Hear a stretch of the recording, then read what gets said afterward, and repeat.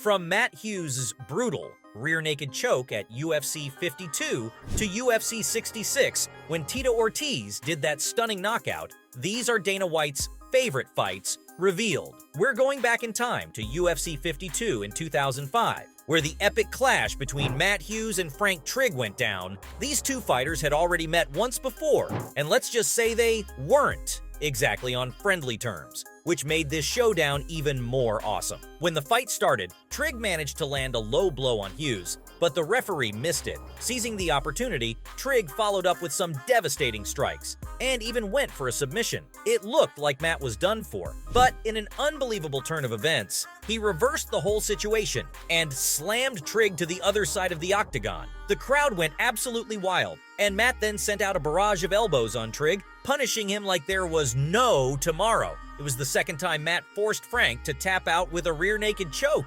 Decades later, Dana still can't stop fangirling about it, saying that this is his favorite fight ever. Yeah, even with all of MMA and boxing combined, this is the fight that still stands out the most to him. The behind the scenes of the matchup was tense, and White had a phone call with Hughes when he was setting up the fight, who hates Trigg with a fiery passion. He told Hughes that he's got to fight Frank again, but Hughes was against it, saying he'd already beaten him before and there was no way he could take him down more impressively than the first time. But he proved himself wrong and did it anyway. As for Dana's favorite KO, it's no surprise that it went down at UFC 239, where one of the events featured Jorge Masvidal and Ben Askren. The UFC Prez couldn't help but choose this fight as his favorite knockout in UFC history, and trust him on this one because it was a knockout for the ages. Masvidal decided to kick things off with a bang, unleashing a flying knee right out of the gate, and man was it brutal. It only took 5 seconds for Askren to hit the mat, completely knocked out cold. That was it, the fastest and most violent knockout ever seen in the UFC. It broke Duane Ludwig's record by just 1 second, set back in 2006 when he won against Jonathan Goulet.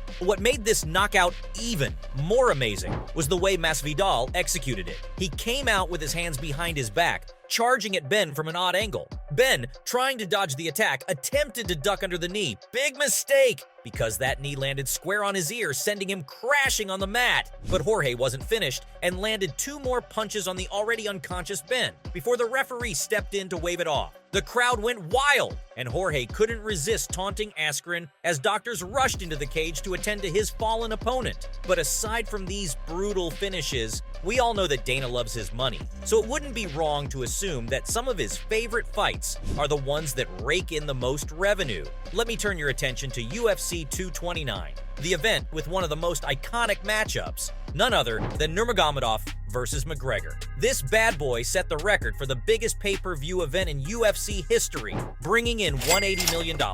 White was beaming with confidence about this fight and was sure it'd do $2 million on pay-per-view. And guess what? It went above and beyond his expectations, smashing that 2.4 mil mark, so safe to say he was real happy about the matchup. It had all the ingredients for an epic showdown, with Conor making his long-awaited return to the MMA world after 2 whole years away from the octagon. And guess who was waiting to greet him? None other than undefeated champ Khabib. The hype for this fight went even crazier when McGregor went bonkers and attacked Khabib's bus months before the brawl, leaving only one question in fans' minds. Could McGregor bounce back from such a long hiatus and hand the Eagle his first taste of defeat? To no one's surprise, the fight delivered in the cage and then some. Khabib showcased his dominance and remained an undefeated champ by making McGregor tap out in the 4th round with a rear naked choke. But the madness didn't end with the final bell. Things got real wild after the fight, when Khabib decided to jump over the octagon fence and go after McGregor's cornerman,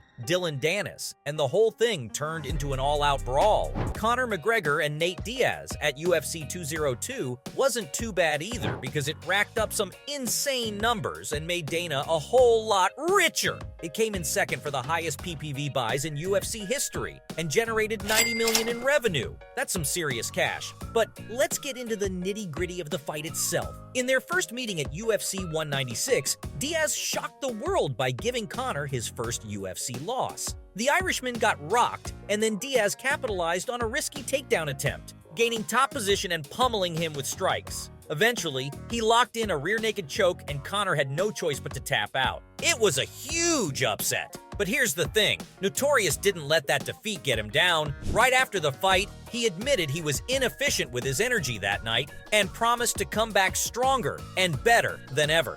That's when the rematch was set for UFC 202, and McGregor had to prove himself. He insisted that the brawl should be fought at welterweight again, not just to get his win back, but to make a statement. Winning at 155 pounds wouldn't have been enough for him, and he wanted to leave no doubt that he could dominate at 170. So the stage was set at T-Mobile Arena, and boy did these fighters put on a show. It was a battle that lasted 5 rounds, and each punch, kick, and submission attempt had fans on the edge of their seats. In the end, Conor came out on top, but it wasn't an easy win. He managed to secure a majority decision, but Nate gave him one hell of a fight. But even though this brawl was as hyped as it gets, Dana just loves a good finish, and that's why he goes nuts over UFC 285. When Jon Jones stepped into the octagon against Cyril Gane, White was losing it. Dana has seen Jones in action before, but this was something else. The MMA legend came back after a 3-year break, and damn, was he on fire? As soon as the fight started, he wasted no time taking Gane down to the mat, and within just a few minutes into round 1,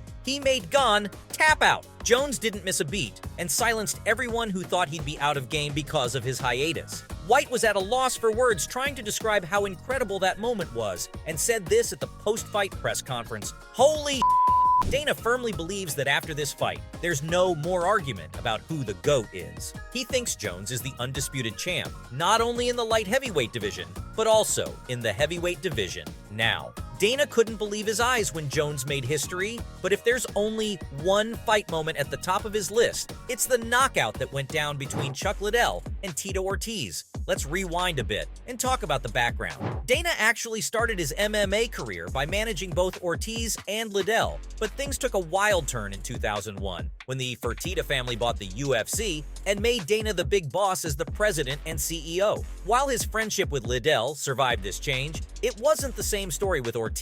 Their relationship went from bad to worse, to the point where Dana claims they even had a crazy brawl on a private plane. That's some serious drama. In 2007, Tito was negotiating a new contract, and he had a wild idea to ask Lorenzo Fertitta to include a condition where he and Dana would have to step into the boxing ring for 3 intense 3-minute rounds. And White actually agreed to it, wanting nothing more than to fight Tito. But Ortiz backed out of the fight for some mysterious reason. It's also important, I gave you the inside scoop on the rivalry between Tito and Chuck themselves too. These two warriors clashed in the octagon not once, but 3 times. Their first epic encounter went down at UFC 47 in 2004 when Liddell put Ortiz to sleep with a killer knockout in the 2nd round, and you can bet Dana loved that moment. But when Ortiz and Liddell met again at UFC 66 in 2006, guess what? Liddell won again! This time he scored a 3rd-round TKO, which became White's favorite UFC moment ever, since he loved watching Tito get beat up because of all the bad blood between them. So from UFC 66 when Tito Ortiz did that stunning knockout